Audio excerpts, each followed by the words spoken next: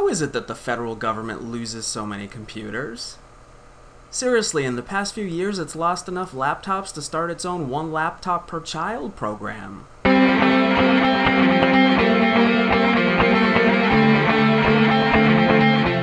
Hello, it's Tuesday, May 8th, 2007. I'm John Pachkowski and this is Digital Daily.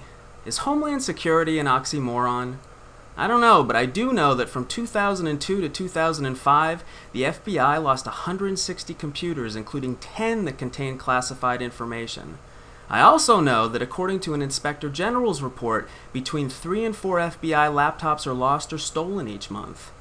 And now comes word that the Transportation Security Administration has misplaced a hard drive containing social security numbers and bank account information for 100,000 TSA employees. Worse, the drive went missing from a so-called controlled area at TSA headquarters in Washington. No wonder the Department of Homeland Security scored a D on its latest Federal Computer Security Report card.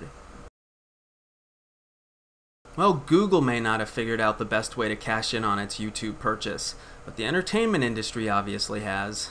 Litigation.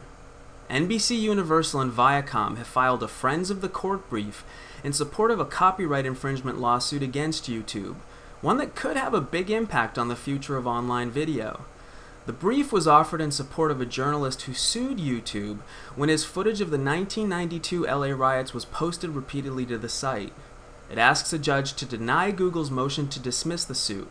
From the brief, many of NBCU's most valuable copyrighted works have been copied, performed, and disseminated without authorization by YouTube. NBCU has a strong interest in preserving the strength and viability of all its legal rights and remedies in response to such conduct. Of course, NBCU also has a strong interest in seeing this journalist prevail in court, because if he does, it could mean that YouTube isn't protected under the safe harbor provision of the Digital Millennium Copyright Act, which protects companies like YouTube from the consequences of their users' actions. Of course, if YouTube is found to qualify for safe harbor protection, Viacom and NBCU may see the legs kicked out from under their own suits, which is obviously the way Google would like to see things play out.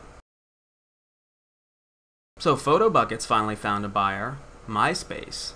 The social networking giant is wrapping up a deal to buy the photo sharing service for a price that could be as high as $300 million, which is sort of curious given the recent spat between the two companies.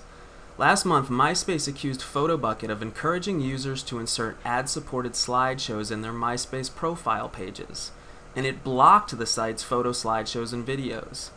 The dispute quickly became nasty, with PhotoBucket CEO Alex Welch claiming publicly that MySpace was contradicting the very ethos and personal and social media. Ooh, snap. Anyway, it took a few weeks, but the two companies finally resolved their differences and then got to work formalizing their little social media symbiosis. According to the research firm Hitwise, PhotoBucket receives well over 50% of its upstream traffic from MySpace. It also accounts for 73% of MySpace's photo-related traffic. That being the case, a deal between the two is pretty much an inevitability, right? That's it for Digital Daily. Thanks for watching, and I'll see you again tomorrow.